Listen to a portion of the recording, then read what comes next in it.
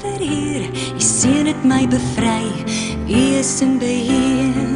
Ja, ek glo, en ek sal glo, ja, ek glo, U woord is waar, ja, ek glo, en ek sal glo, ja, ek glo, U woord is waar, U is die naam, bo elke naam, U heerskappy sal nooit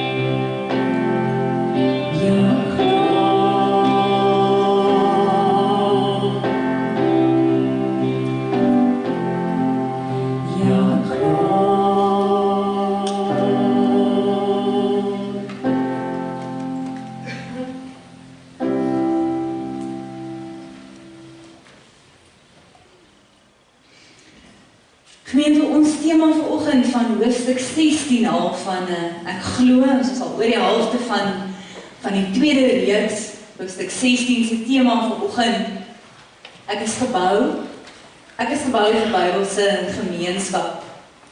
En ons is baie lief om dikwels die woord, sou julle al gehoor het, ons praat baie keer van koinonia. En koinonia onder gelowiges. En dit is ons tema dan vanoggend, is gebou vir Bybelse gemeenskap en dit bring ons by ons beval sommer weg vanoggend met ons sleutelvraag.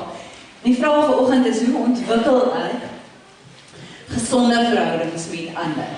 Hoe ontwikkel ek gesonde verhoudings met ander? Dit is seker maar een van die belangrikste, grootste vrae in ons lewe, want ons is maar verhoudingswesens, verhoudingsmense en dit is toch ons droom en het is vir ons lekker om goeie verhoudings met mense te hê. Die oomblik wat ons bietjie in 'n spanning of 'n konflik met iemand is, dan dit beïnvloed alles in jou lewe. As jy nie met iemand lekker oor die weg kom nie, as daar nie 'n lekker gevoel is tussen mense nie, dan is jy onmiddellik gestrem, gespanne. Dit is nie lekker nie. So, gesonde verhoudings is vir ons belangrik en dan ook in die besonder gesonde verhoudings in die kerk, tussen gelowiges, tussen mense wat sê dat hulle die Here liefhet en die Here dien. En daarom is ons sleutelgedagte vanoggend is ek leef. Ek leef in 'n Bybelse gemeenskap saam met mede-Christene om God se doelwitte in my lewe te bereik. Eerstens, in die lewe van ander mense en in die wêreld te bereik. Daarom leef ek in 'n Bybelse gemeenskap, sodat God sy doel deur my lewe kan bereik. Nou, ek was nog altyd, van my jong dae was ek 'n baie passievolle rugby-ondersteuner gewees. Ek was dapper in studente dae, toe daar nog iets soos WP en Noord-Transvaal was ek dapper genoeg om met my WP-truitjie en my WP-vlaggie daar's tussen al die blou ondersteuners te sit en met oorgawe te skree. Nou goed, na 'n paar jaar het ek maar tot bekering gekom en ek nou maar 'n blou bal besef is dom in Pretoria te bly en maar nou nie 'n blou bal te wees nie. Maar ek het nie 'n wedstryd op beloftes gemis nie, dit was 'n hoogtepunt van 'n week gewees. Maar julle nou het ek genoeg gehad. Jy gaan my nie weer somme by 'n stadion kry nie. Ek is nou klaar. Weet julle hoekom? Want elke keer wat ek soontoe gaan, vra hulle my geld. En die mense wat om my sit, hulle lyk nie baie vriendelik nie. Die sitplekke is hard, ongemaklik.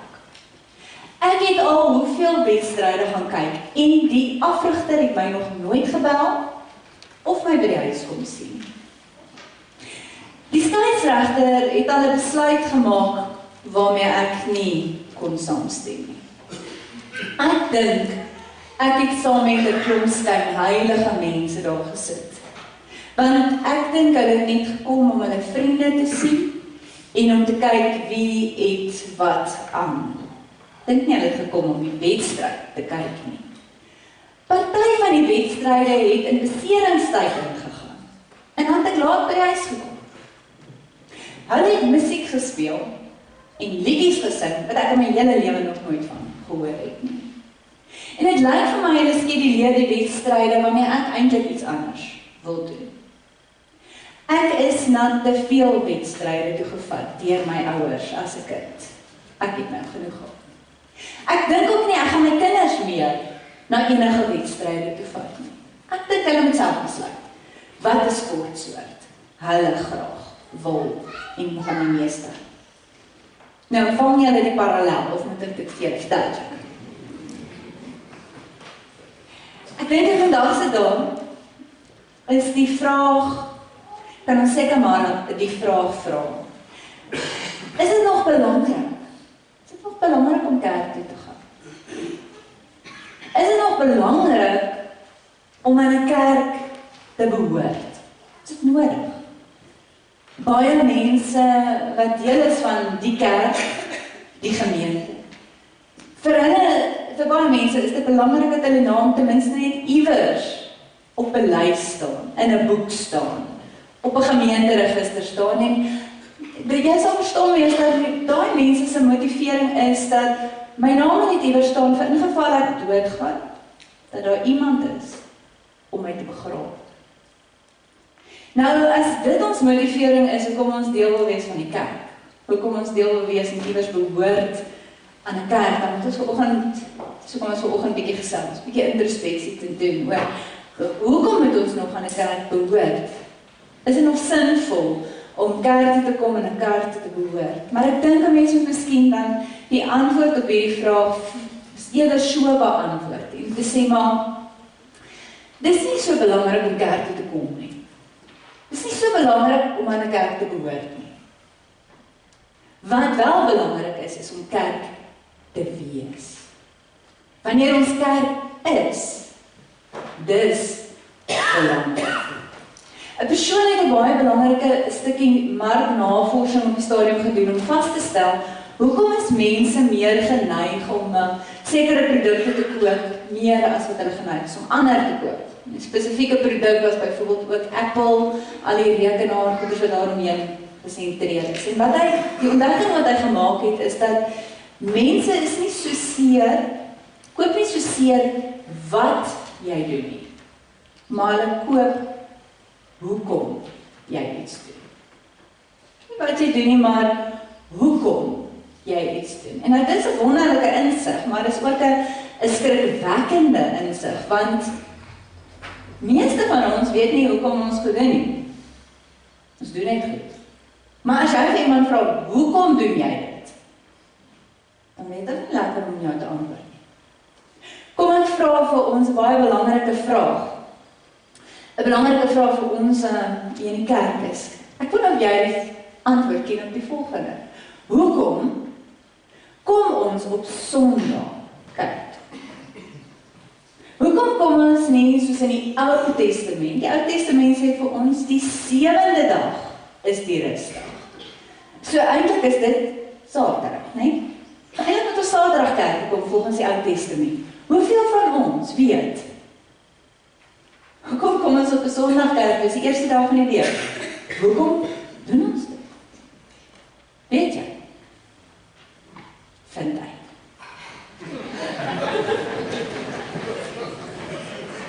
Vind uit, want dit is baie belangrik. Ek gaan nie vir julle die antwoord nou gee.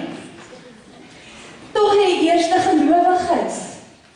Die eerste gelowiges het geweet hoekom hulle iets doen. En presies geweet hoekom hulle doen wat hulle doen. En die wat hulle gedoen het, was hulle die Bybelse gemeenskap met mekaar gehad. Koinonia. En hulle het geweet hoekom hulle dit doen. Ons lees ons sleutelgedagte vandag is ook in ons glo-boeke, dat is 322. Ek lees ons die 83 vertaling. Handelinge 2 vers 42, lees ons daar presies wat het die eerste gelowiges gedoen. Hulle het in heel hartig toegelê op die leer van die apostels en die onderlinge verbondenheid, die gemeenskaplike maaltyd en die gebede. Die apostels het baie wonders en tekens gedoen en dit het hulle almal met diep ontzag vervul. Al die gelowiges was eengesind en het alles met mekaar gedeel. Hulle het hulle grond en hulle besittings verkoop en die geld aan almal uitgedeel volgens elkeen se behoefte. Hulle het almal elke dag trou by die tempel bymekaar gekom, van huis tot huis die gemeenskaplike maaltyd gehou. Hulle het kos met blydskap en alle eenvoud geëet en God geprys. Die hele volk was hulle goedgesind en die Here het elke dag mense wat gered word by die gemeente gevoeg.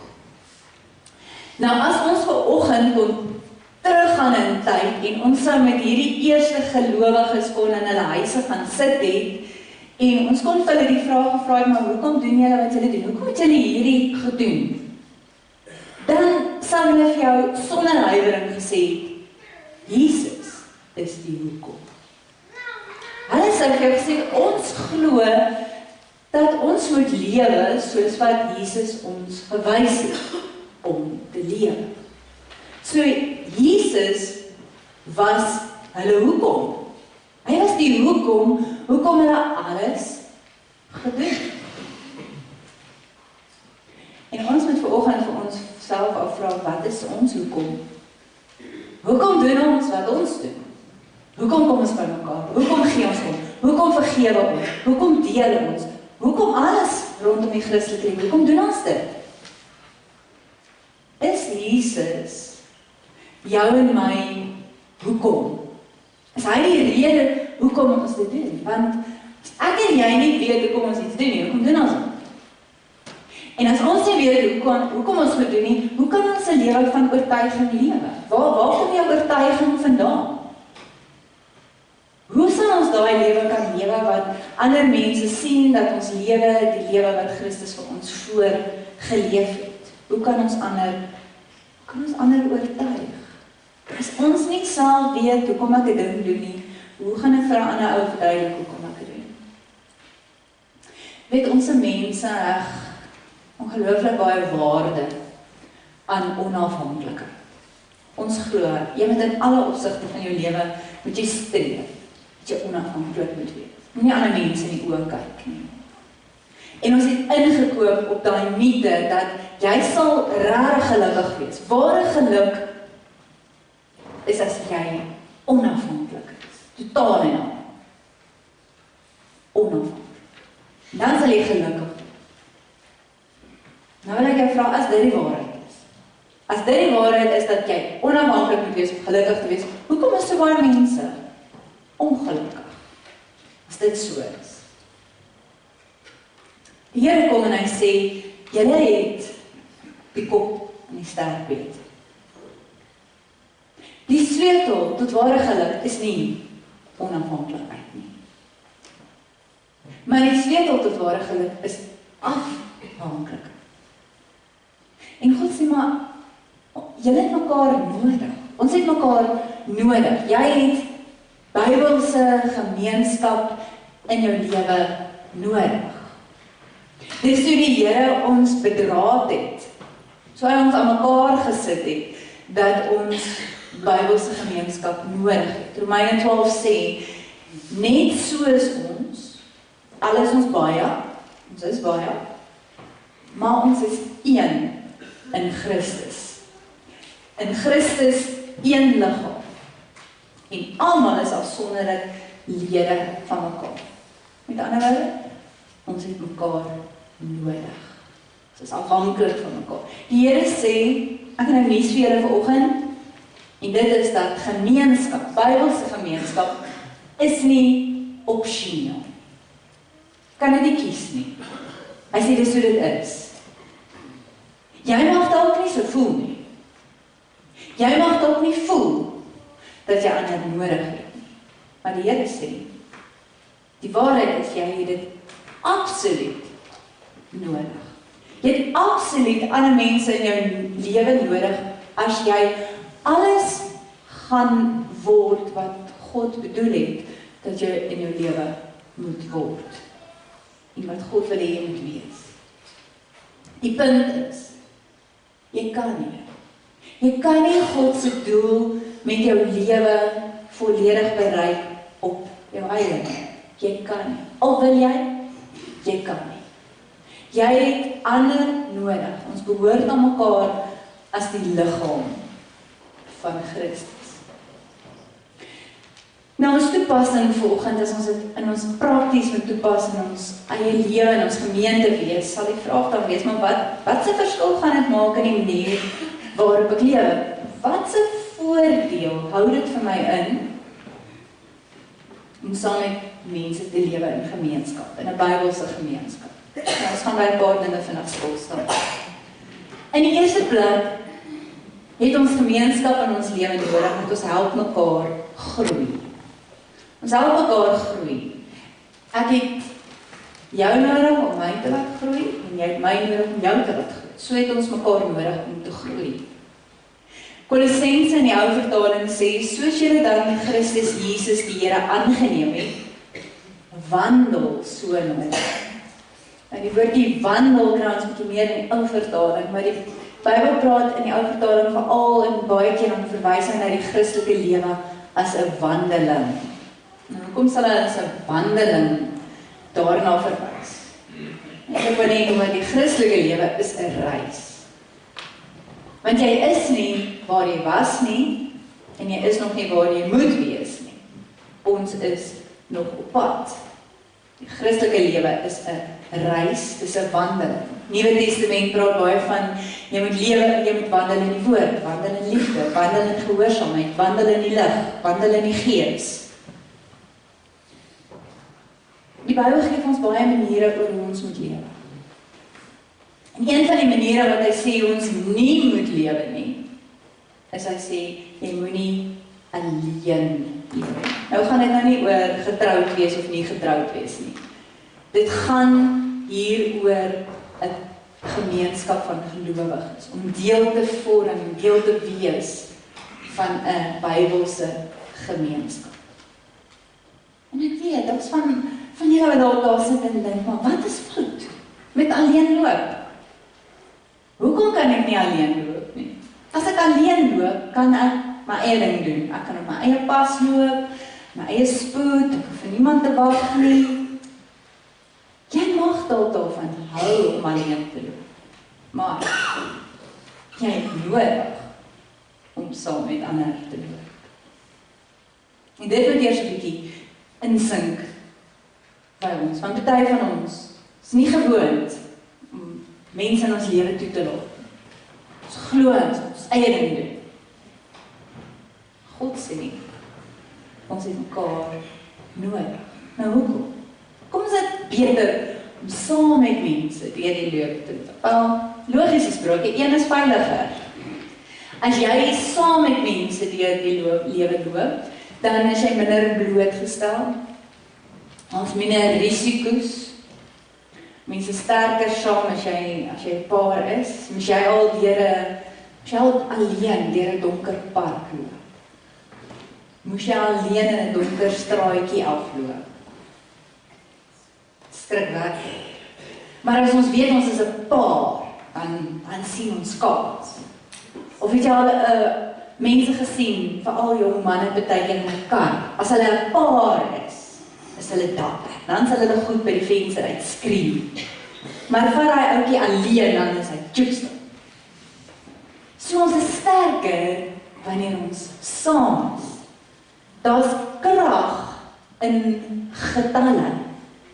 Prediker 4 sê, een alleen kan oorweldig word, maar twee saam kan weerstaan. En dit is so, as ek alleen moet getuig en ek moet alleen opstaan vir die Here, is dit moeilik.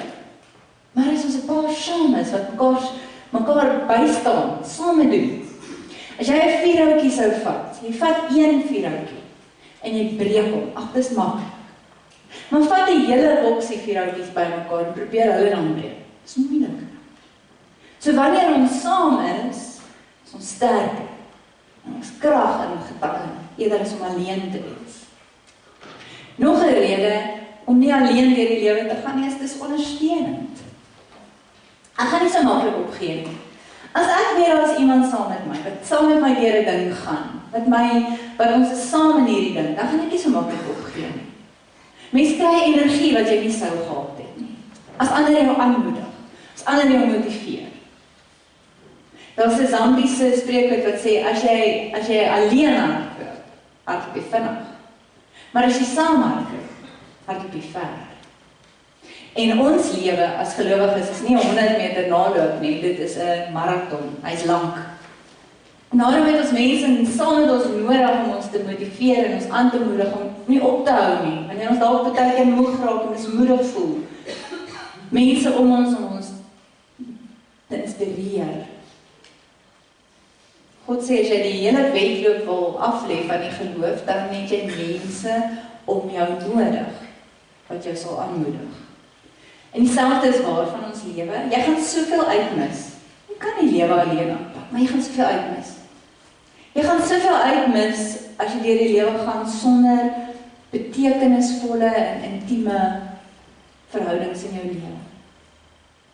So dit is veiliger, dit is ondersteunend, maar dit is ook slimmer om saam met ander deur die lewe te gaan. Jy ken nie al die antwoorde nie, jy weet ook nie alles nie. Maar as ons saam deur die lewe gaan, dan leer ons by mekaar. Ek leer by jou, jy leer by my. Spreuke 28 sê, wie op homself vertrou, is 'n dwaas. Wie hom deur die wysheid laat lei, is veilig. So as jy net op jou eie insig te staan, maar sê, Spreuke 'n paar plekke, dan is jy dwaas, jy's dom. Want as ek die enigste een is wat iets dink, net ek dink op 'n sekere ding, dan moet ek weet, daar's iets nie lekker nie, ons ek verkeerd. As ek die enigste een is wat so dink, moet ek besop, dan is ek dalk verkeerd. As ek die enigste een is wat alleen deur die lewe gaan, is dan niemand wat vir my partykeer kan sê, hey, ek dink ons is op die verkeerde pad. Ek dink ons het 'n bietjie 'n afdraai gemis. Ek dink ons moet terugdraai. Maar as ons saam deur die lewe gaan, kan ons mekaar sê, ek dink ons het verkeerd geloop. Kom ons draai terug. Die Bybel sê, as ons 'n klomp saam is, dan kan ons mekaar ophelp en reghelp as dit nodig is. En een ding wat jy leer, as jy saam met ander mense deur die lewe stap, is om met ander mense oor die weg te kom. Hey, daai ene. Om met ander mense oor die weg te kom. Het jy al saam met mense gestap? Kan hulle die spaarlydies deelgeneem of geiets? Jy sal agterkom mense stap verskillend, nee. Party mense is doelgerig. Hulle sluit die knieë word op 'n manier geknak en hulle is op 'n sekere pas wat hulle handhaaf. Ander mense het meer 'n ontspanne stapie aan hulle. Ander mense het dalk 'n huppel in hulle stap nie, as hulle stap. Ander mense sleep weer 'n bietjie hulle voete as hulle stap. So, almal loop op 'n verskillende manier. En as jy saam met iemand stap, en jy wil graag saam met die persoon stap, dan sal jy maar 'n bietjie jou stappie moet aanpas, om by daai persoon se stappie in te val. So almal stap verskillend. Net soos wat ons almal verskillende persoonlikhede het, verskillende mense, ons mense is verskillend.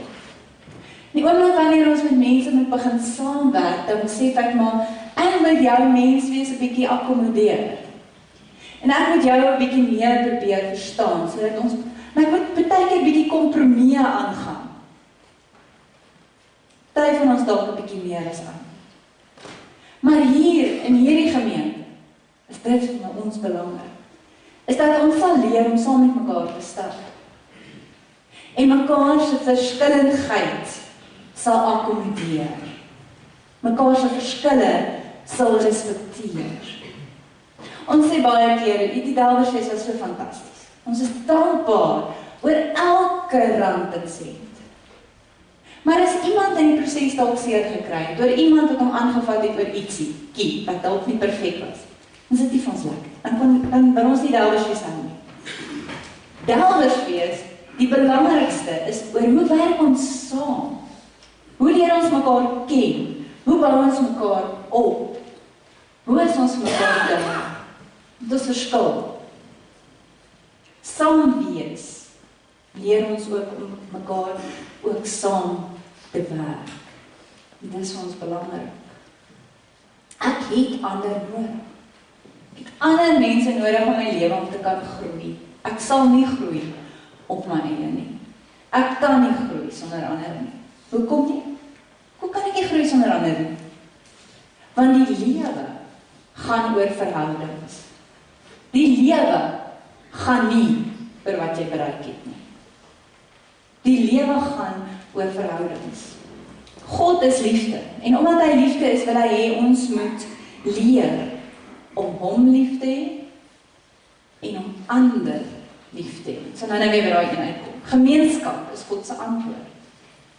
God se antwoord op eensaamheid, op mismoedigheid, alleen. Ons help mekaar ook wanneer ons saam is om te dien. Ek het mense nodig om saam met my te werk. Efesiërs 2:10 sê, hy het ons geskep om ons lewe te wy aan die goeie dade waarvoor hy ons bestem het. Voordat jy gebore is, het die Here al besluit wat se talente jy gaan hê, en wat se natuurlike vermoëns jy gaan hê, en waar jou agtergrond, en hy het al alles vooraf besluit, en hy het dit gedoen met 'n doel, want hy het 'n plan met jou lewe. Hy het 'n doel met jou lewe. Hy wil hê, hy het werk vir jou, wat net jy kan vervul met jou uniekheid, jou unieke vermoëns en talente. En wanneer jy ook al daai talente wat jy het, daai vermoëns wat jy het, gebruik om ander mense te help, dan is daar 'n woord daarvoor. Ons noem dit bediening, vir diens. En wat dit beteken is dat wanneer jy ook al jou talente en gawes so gebruik om ander te help, dan doen jy wat die Here wil hê jy moet doen. En dis jou goeie werke. Die Here wil hê jy moet leer om te dien. Nou, dit kom nie altyd van self nie, want ons hou eintlik meer daarvan om bedien te word.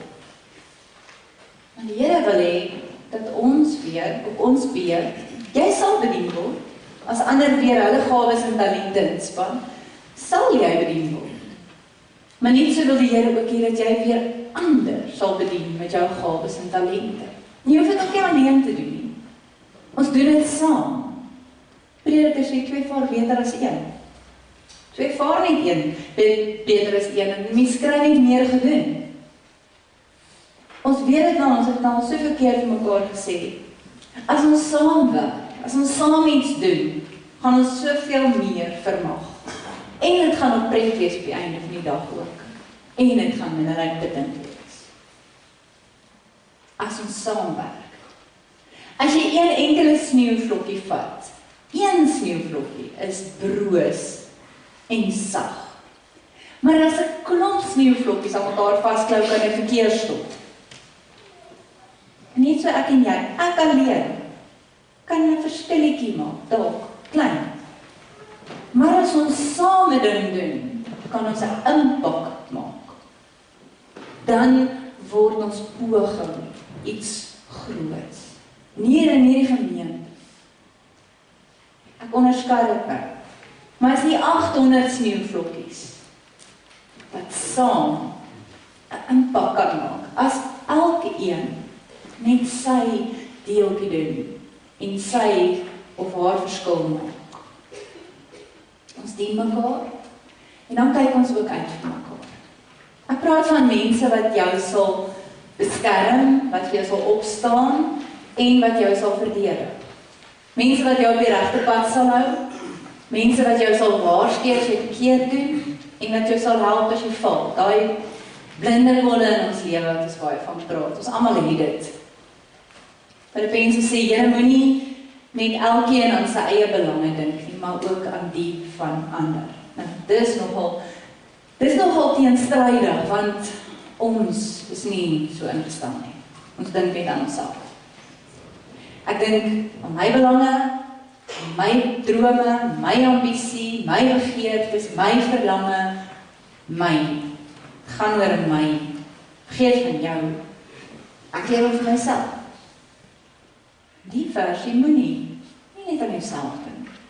Dink ook aan die belange van iemand anders. Net na binne kyk. Kyk 'n bietjie na buite, na ander se behoeftes. As ons die buurtwag teken op iemand se hek of sy muur sien, dan weet ons, daai ou hoort aan die buurtwag, so daar's ouens wat uitkyk vir sy goeders. Sy op vakansie gaan, dan weet hy hulle, en dan hou hulle oogie oor sy goed. Het is goed en wel dat iemand 'n oogie hou oor jou goed. Maar is daar mense in jou lewe wat 'n oogie hou oor jou hart? Daar mense wat in jou lewe is wat bekommerd is oor jou geestelike lewe, of nie besorg is oor jou geestelike lewe. Iemand wat sal sê, ek sien jy raak, sien jy het iewers bietjie uitgesak, sien jy nie meer by die kerk nie. Wat het van jou geword by die Bybelstudie? Hoekom dit of hoekom dat? Ek sien jy lyk af. Mense wat uitkyk vir ons en sê, maar ek gaan jou nie alleen los nie. Kan ons jou 'n bietjie kom kuier? Kan ons bietjie gaan koffie drink? Kom ons gesels 'n bietjie. Ek sien jy het iemand nodig om mee te gesels. As 'n mens nie so iemand in jou lewe het nie, is dit eintlik hartseer as ons so alleen deur die lewe gaan. Die feit is, ons almal het blinde kolle in ons lewe. En ons moet uitkyk vir mekaar. Ons moet omgee vir mekaar. Ons moet selfs wanneer iemand bespreek, nou maar iemand bespreek iemand in die gemeente. Daai persoon is nie daar om hulle self te verdedig nie. Dit is dalk maar vir daai persoon opstaan en sê, weet jy, ek dink as daai persoon nou hier was en gehoor het wat jy nou gesê het, sal hulle uitgebal wees. Want ek dink nie dit was hulle bedoeling nie. Ek dink nie dit was hulle bedoeling om hard oor te kom, of geïrriteerd oor te kom, of alwetend of weterig oor te kom nie. Maar is ons so met mekaar? Of sal ons dadelik sal praat en sê, ja, dit. Hulle is maar ongeskik. Hulle was maar 'n bietjie kort af, of ja, dit en dit. Maar ons het nodig om vir mekaar op te kom. Iemand wat jou rug het, as jy nie daar is nie. Om te sê, weet jy, miskien moet jy net bietjie langs daai persoon inkom en bietjie 'n tree saam met daai persoon stap en daai persoon net bietjie beter leer ken. Dis miskien net 'n manier. Dis dalk nie 'n regte manier nie. Dis dalk 'n manier. Dalk het jy dit verkeerd gehoor. Dalk het jy verkeerd verstaan. Dalk is daai persoon bietjie moeg. Want glo my, ek dink hier na die Bybelse is ons almal se nerve bietjie kort en nie was dalk geïrriteerd, nie was moeg. Het iemand dalk bietjie kort af geantwoord. Maar is ons daar om vir mekaar op te staan en mekaar te verdedig? Prediker sê, een alleen kan oorweldig word, het ons nou gesê, 2 saam kan weerstand bied. 'n 3-dubbele touw breek nie maklik nie. Ek wil vra, is daar iemand in jou lewe, iemand in hierdie gemeente wat jou rug het? Iemand wat op die uitkyk vir jou is en weet as jy deur 'n moeilike tyd gaan, om te sê, ons gaan jou nie alleen los nie. Ons gaan nie opgee op jou nie. Ons gaan nie sê, ag nee, ons het nou genoeg geprobeer met jou nie. Jy wil nie. Gaan ons aanhou. Gaan ons aanhou om daai persoon te ondersteun, want as ons dit nie doen nie, is dit eintlik jammer. Want wanneer ons so geïsoleerd raak, is eintlik asof jy dan 'n teken op jou rug het vir die vyand om te sê, daai een is alleen. Daai een het nie die ondersteuning van 'n Bybelse gemeenskap nie. Kom ons val haar aan. Kom ons val hom aan. My kry dit so goed reg, die vyand, om jou en my aan te val. Slim maniere. Hy kom nie met 'n rooi jassie en 'n vintand en sê boe nie. Hy is baie slimmer as dit. Van die oggend wat jy opstaan is al besig met planne. Om planne teen jou te smee om jou seer te maak. Hoekom? Hoekom wil hy jou seer maak? Hy wil nie eintlik jou seer maak nie, hy wil God seer maak. Maar dan kan hy nie God seer maak nie. So wat doen jy as jy nie as iemand my nie kan bykom nie, wat gaan hulle doen? Daar kom my kinders, nee. Dan kom die tang.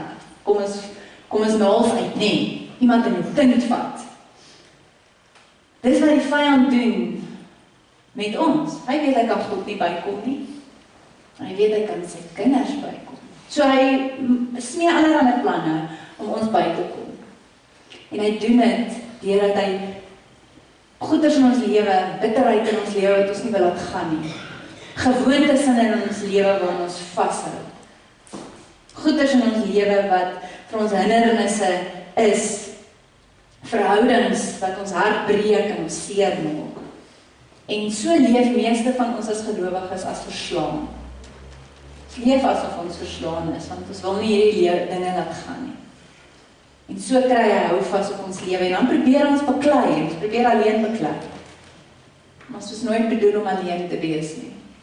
Ons het 'n gemeenskap nodig om saam met ons te beklei.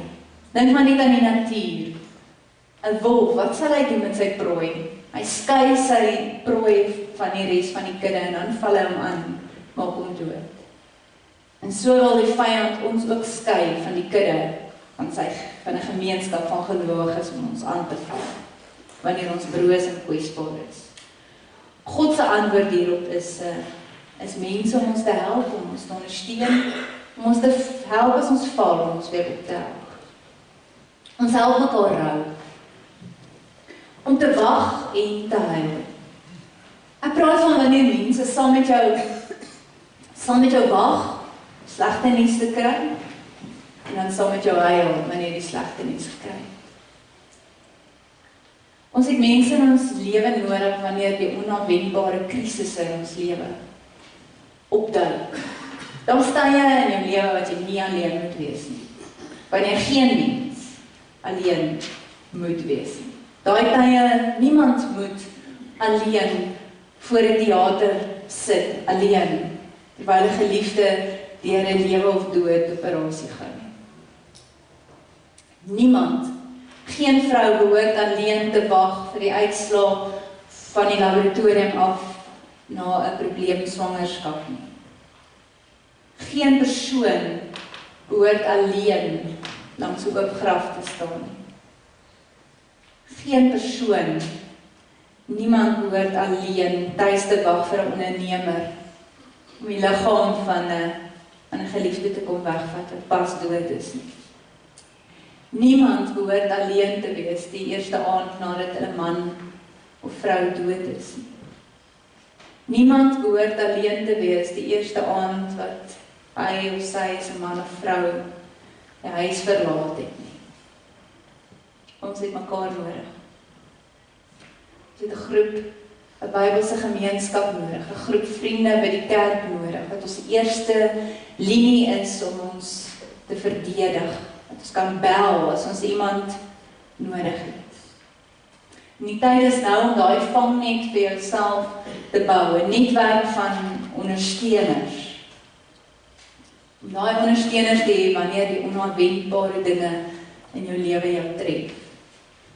En dit is God se antwoord. Sy vangnet is 'n gemeenskap van gelowiges. Dit hoef nie honderde te wees nie. Kan 5 wees, kan 6 wees, kan 7 wees, maar 'n groep gelowiges wat lojaal is teenoor jou. 1 Petrus sê, wees almal eengesind, medelydend, liefdevol, goedhartig en nederig teenoor mekaar. Wanneer jy in die hospitaal lê, dan moet jy definitief hê die hele gemeente moet na jou toe kom. Maar 2 of 3 sal lekker wees. Dan sal hy jou kom besoek. In die kerk is daar baie keer mense wat gaan, en soms sal mense sê, maar niemand was daar toe ek deur dit of dit gegaan het nie. En dan moet ons baie keer gaan kyk, baie keer was dit juist die persoon wat ook nie daar was vir enigiemand anders nie. Wat mooi daar was om enigiemand anders te help nie. Wat mooi daar was om enigiemand anders te besoek nie, wat siek is nie. Wat nooit deel was van 'n klein groep of 'n Bybelstudiegroep nie, wat net kerk toe gegaan het, gery het, nooit moeite gedoen het om vriendskapsbande binne hierdie gemeenskap van gelowiges te vorm nie. Ons het nodig om verhoudings te bou voordat die krisis kom. God se plan is, en hy sê as een lid ly, sê hy in 1 Korintiërs, hy sê as een lid ly al die lede saam. In Romeine 12 sê hy, wees bly saam met die wat bly is en treur saam met die wat treur. Bybelse gemeenskap is God se antwoord op alles, moedeloosheid, vreugde, blydskap, depressie, moed verloor. As iemand goeie nuus kry, ons wees bly saam met hom. Ons verheug ons in ander mense se blydskap. En wanneer iemand swaar kry, kom ons weer saam met hulle hartseer. Gaan sit langs hulle, sit self net 'n arm om hulle. Dan weet jy hoef nie al die antwoorde te gee nie. Mense soek nie advies as hulle in die moeilikheid is altyd nie, of hartseer is nie. Hulle soek net 'n simpatieke oor, simpatieke aanraking. Het is gewoonlik wanneer ons begin praat dat ons in die moeilikheid kom, sê ons dom goed. Ons hoef net daar te wees vir mense. Ons hoef nie al die antwoorde te hê nie. Die laaste een is ons help mekaar getuig. Wat bedoel ons daarmee? Ek het 'n lewensbelangrike boodskap wat ek moet dra. Wat jy moet oordra. Dit is God se sending vir jou en my. Hy wil ons met hierdie boodskap wat hy in ons harte geplaas het, wil hy hê met ons deel. En hy stuur jou nie alleen uit. Net soos wat 'n mens 'n soldaat nie alleen sal uitstuur nie. Stuur hy ons saam uit. En vra ons, wat is die beste manier? Dit is die beste manier om te getuig teenoor mense wat nie die Here ken nie. En die Here sê eenvoudig, dis deur ander lief te hê. Jesus sê in Johannes 13, hy sê, julle liefde vir mekaar. Hy sê nie daar, julle liefde vir God, of julle liefde vir my nie.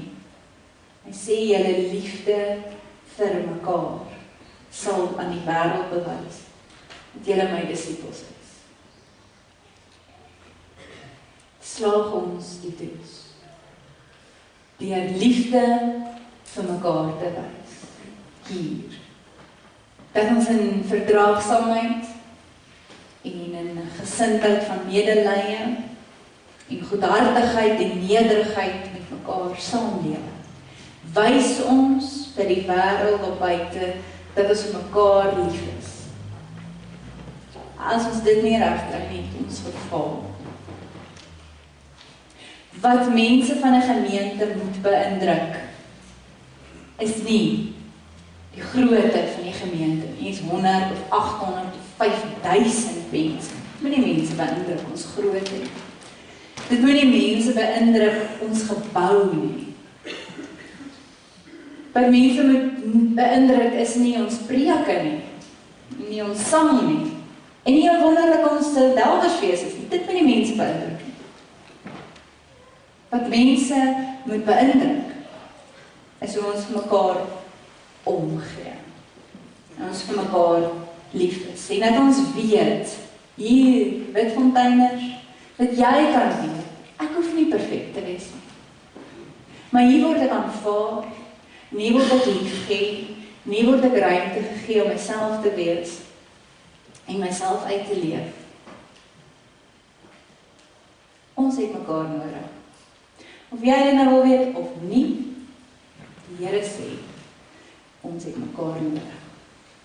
Mag ons mekaar dan daarop toelê, hierdie is prakties, om mekaar te help groei, om mekaar te help dat ons beter kan dien, mekaar kan dien, dat ons mekaar kan help, dat ons op die uitkyk is vir mekaar. Ons kyk na mekaar se beste belange. Dat ons saam kan rou, wanneer tydens kom van hartseer en verlies. Ons by mekaar kan sit en saam kan huil, en dat ons ook saam sal kan getuig. Mag die manier waarop ons mekaar liefhet, ander mense beïndruk, en dan so alle eer aan God die Vader gee. Amen. Kom ons sit net so en bid ons. Liewe Heer, baie dankie dat ons elke een iewers kan behoort. Ons aan hierdie gemeente kan behoort. En dat ons hier iets van Bybelse gemeenskap en koinonia mag ervaar. Vanoggend het ons elkeen gehoor wat ons verantwoordelikheid is teenoor mekaar. Mag ons dit doen, Here. Mag ons werklik waar nie net elkeen kom en ons plekkie op 'n Sondag vol sit nie, maar dat ons werklik besef, maar ek is hier vir ander. Hulle is hier vir my en ek is daar vir hulle. Help ons om mekaar te help groei en dat ons saam beter sal dien en dat ons sal uitkyk vir mekaar. Here, ons weet dat U is ons Here en ons God en dat dit is wat U wil graag van ons verlang. Mag ons so lewe en lief hê vir mekaar, dat ander U al meer in ons sal sien en dat ander, Here, aangetrokke sal wees tot U, omdat ons mekaar lief het. En meer van U wil weet en U wil leer ken, omdat hulle iets van U liefde ook in ons lewens sien. Ek bid vir almal, Here, wat U nodig het, ook in hierdie tyd wat mense swaar getref is deur die dood. Ons dink aan oom Koos Meyer se gesin, en Bybelse en haar familie wat weer eens in 'n baie kort tyd getref is deur die dood. Mag U hulle as familie ontvou met U liefde en U vertroosting ook aan hulle skenk. Dankie Here vir U groot genade en U liefde in ons lewe. Ons loof en prys U daarvoor. Amen. Ons slotsang gesang 119. En ons moet die eerste keer gaan ons almal saam deursing. En dan die tweede keer gaan die musiekspan ons die gemeente sing. En die derde keer gaan die gemeente dit weer vir die musiekspan sing. So ons sing om in totaal, maak het 4 keer. En die laaste keer sing ons dit weer almal saam. So die eerste en die 4de keer sing ons dit as gemeente saam. En dan die tweede keer die musiekspan sing dit dan vir die gemeente. En die derde keer sing die gemeente dit vir die musiekspan. Daarna bly ons staan vir die uitspreek van die seëngroet, waarna julle weer nadat ons die amen gesing het, julle plekke kan inneem.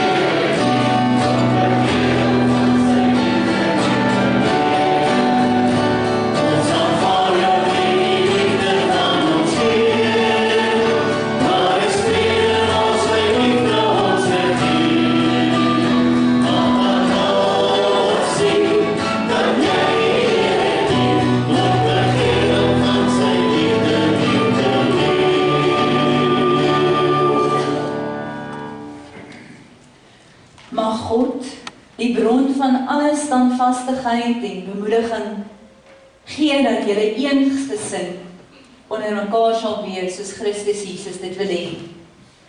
Dan kan julle almal eensgesind uit een mond lof toebring aan God, die Vader van ons Here Jesus Christus. Aanvaar mekaar dan, soos Christus julle ook aanvaar het, tot eer van God. Amen.